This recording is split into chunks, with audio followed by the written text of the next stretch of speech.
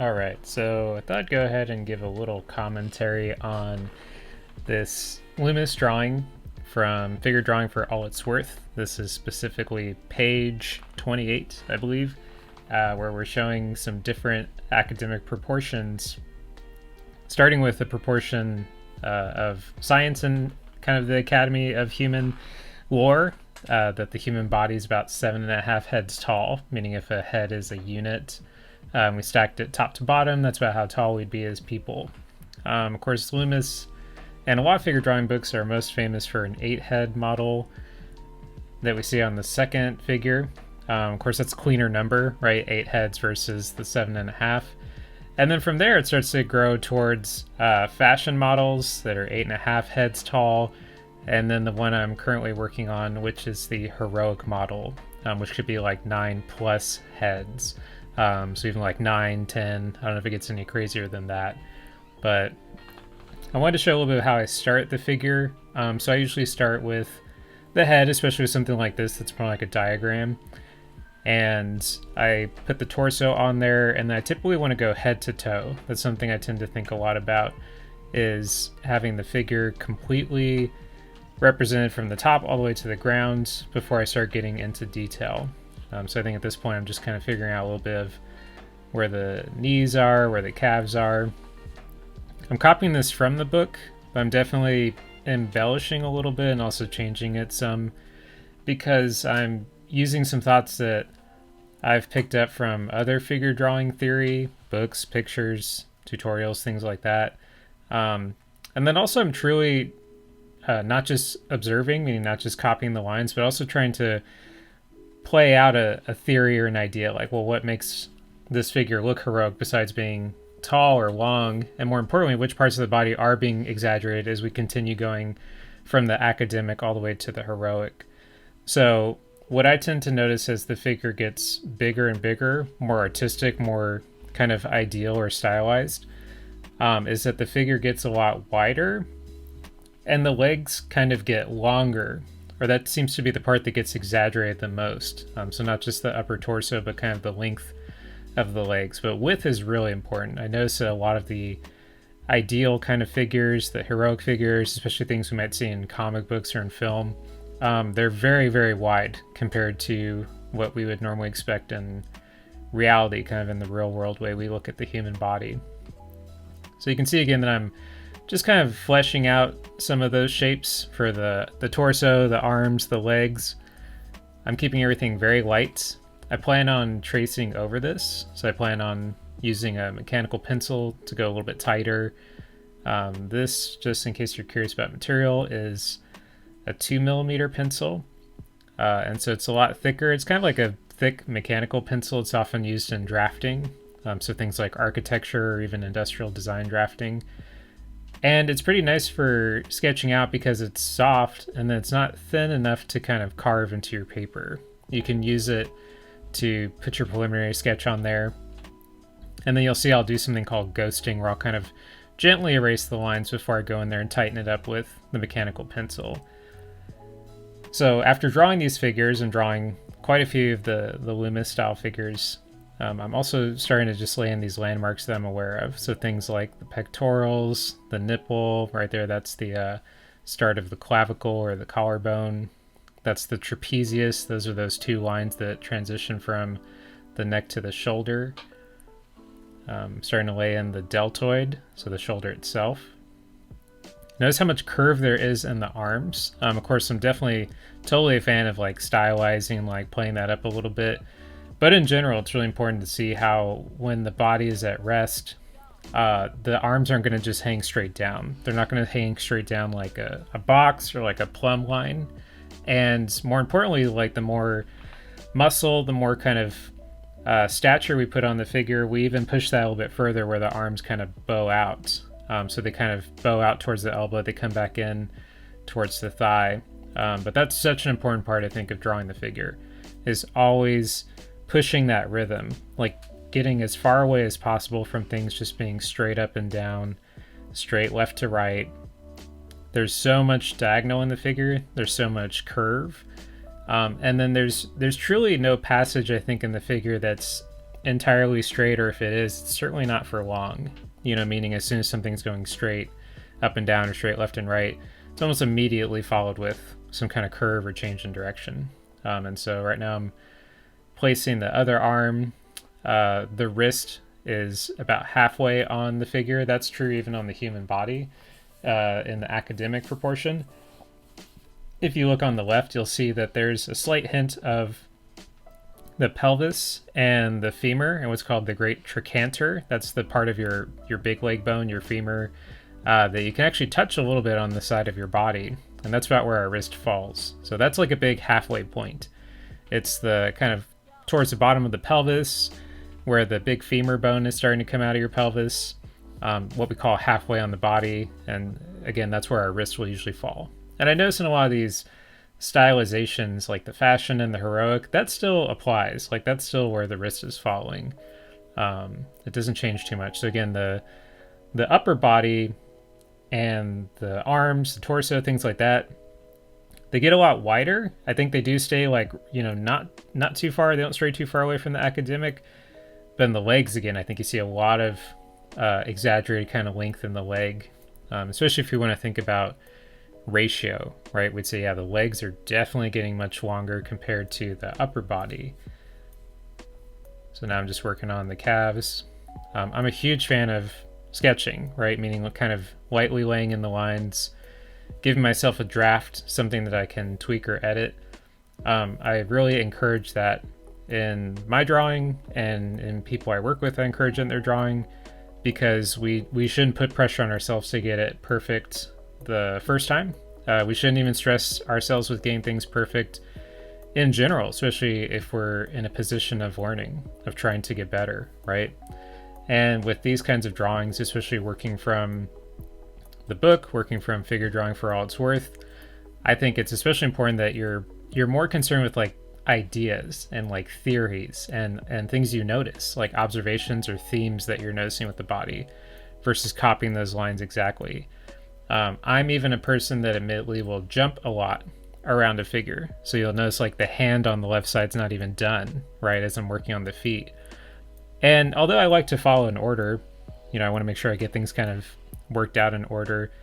That plays into an idea too of where I want to circle around the figure, meaning like I want to draw a piece of the figure and then compare it with something else, whether it's on the other side, whether it's where the hand hits compared to where the foot hits the ground. I'm always trying to stay very global, like have my eyes and my mind as I'm looking at the figure. I'm trying to always look at every piece, even like as I'm building this hand. A lot of times my eyes are going towards the head or towards, the waist, towards the feet or even the calves. You can see that with the way I kind of jump around a little bit. And again, although I think order is good, I think it's good to go from, top to bottom or left to right, especially when it comes to drawing. I think that idea of comparing a lot, like always comparing one piece to another, is really important to get things to feel correct and also to get things to feel like they're behaving together instead of kind of individual. Okay, so here's what I call ghosting. This is where I'll usually take a kneaded eraser. That's that really soft kind of putty eraser. And I'll just lightly ghost out the body so that I can then do some tighter lines on top. And so by ghosting, I mean just make it, as light as possible. Admittedly, I don't go super light on this one because it's a video. I still would like people to kind of see those lines I'm working from. But in real life, if you're doing it, in your own space, you could make it super light, like really erase down to where you just barely see your old drawing. That way, it'll be nice and clean as you come on top with a tighter pencil or a tighter tool. And in many ways, for those of you that work with maybe comic work or even illustration, this to me is a lot like inking, right? Like using this mechanical pencil. This is now my inking tool. It's the tool that's tighter. I can be more careful, a little more accurate, and obviously like a little bit darker, which there's a lot of thoughts on that, like how to ink, how to make clean drawing. But the number one thing you'll notice is just getting kind of tighter on the tool, meaning I typically will hold it a little bit closer to the point. Although you can see I always maintain a good distance from the point to where I'm grabbing the pencil. So I always want that to feel a little bit far out. not only so I can see my drawing, because funny enough, when people grab that pen or that pencil really close to the point, you're almost obstructing yourself, like you can't see where you're drawing in a way. But also that allows me to use a little bit more of my arm. And so although you can see my wrist is mainly doing the inking, like I'm mainly kind of using these small movements. You'll also notice I'm moving my arm a lot. I'm kind of changing the angle a lot. So I'm trying to engage even in inking my whole arm. Okay, and then I'm coming back with the other 2mm just because I like it's a little bit softer and thicker. So I'm kind of establishing these tops and bottoms. You'll notice I don't have like a ruler. I didn't pull a ruler out for, measuring the figures. I didn't pull one out for those tops and bottoms that I'm putting on each figure. And again, that's very intentional. That's very important to me. I want this to have accuracy, but I don't want to be consumed or kind of like bogged down with making it perfect. Like that's not the point, in my opinion. Like the point is to not make perfect diagrams. The point's to come up with these theories like I talked about, like, oh, the more ideal the figure gets, the longer the legs, the wider the body gets. Even the head in theory looks smaller on the heroic figure than it does on the academic. So that tells us if we want to make someone look heroic or ideal or like a superhero or like a statue, we would actually want to skew their head slightly smaller. We'd want it to feel a little bit smaller so their body feels more massive. To me, those are the kinds of things that I find really important. That's what I'm going to remember. I'm not going to remember some arbitrary line being perfect, So now I'm laying in the pec, the nipple. The nipple are actually about 45 degrees from that collarbone, that little clavicle point in the center of the neck. So I always remember that kind of like as a triangle. Something I'd want to draw and show that, but just if you can keep that in mind, like that's a nice way to place the pec and the nipple correctly. So it's about, again, a 45-degree angle from that junction on the neck, what we call the jugular notch. That's that little center line. Okay, so here's the oblique. Obviously, for this kind of stylized figure, you'll also notice that, again, the shoulders very wide, the back very wide, the waist like slightly small, like very, very fit, very tight. You also notice these are the biceps I'm drawing in right now. Notice how they curve in, and then the forearm will kind of curve back out, trying to maintain a little bit of that bend, that bowing out we talked about for rhythm in the arm. So you can see a little bit of bony landmark, and then of course the muscles on the side, the serratus, I believe they're called. There again, on a lot of these initial drawings, not only in the book, but when you're drawing figures, I would say, be more concerned with really nice body shapes, like body types, like ratios of the torso, legs, and arms, making like a nice figure that looks, solid standing up. I would care a lot more about that than trying to match up muscles. In fact, I think one good order to follow is really focusing on bony landmarks, meaning like elbows and knees, and even like that collarbone, the skull, right? The head being kind of sharp because it's a pretty sharp shape with that skull underneath it. I would think more about that than trying to, what I call, checklist the muscles. Meaning like, just trying to like, put every single muscle on there. There again, I don't know if that really teaches you a lot, especially in the beginning.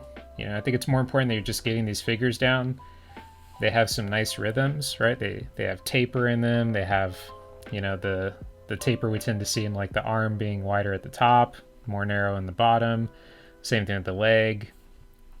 Working on this proportion that, again, is pretty much canon through all of the different proportions or academic presentations here of proportion, where the body has a halfway point at about the bottom of the pelvis or the crotch.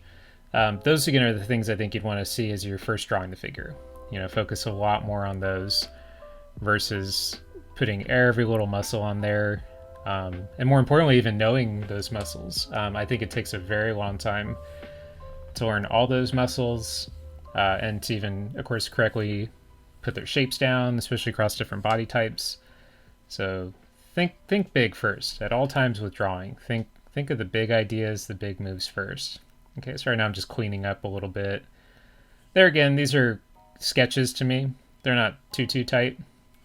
I'm definitely doing some tight, work with the pencil here, with the mechanical pencil, but overall I want the page to feel, again, a little more loose. So a little cleaning of lead here and there, but it's okay if there's like a little scratch, here and there of pencil. So putting a little bit of the wrist in there. All of these have a pretty generic hand. It's just kind of like a nice box form for the palm with a little bit of that first finger popping up. That's why you see that little finger kind of popping down, the forefinger of the first finger. That's really important. That's a really cool law of the human body, is that first finger is almost always popping up when you grip a fist. Like even if you did one right now and you grip a fist, you'll notice that that first finger kind of pops ahead of all the other fingers. And the big reason why is it's hitting the pads, like the pads of your hand. It's kind of hitting the thumb, that big meat of your thumb underneath. And so you see that a lot when you're making a fist. You see it when you're grabbing something.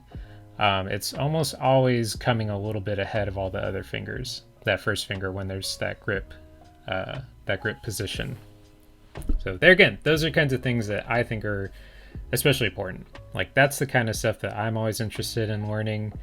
It's the kind of thing I can then apply to all kinds of figures and pictures and humans, that I might be drawing, versus again getting too bogged down in perfection, too bogged down in detail.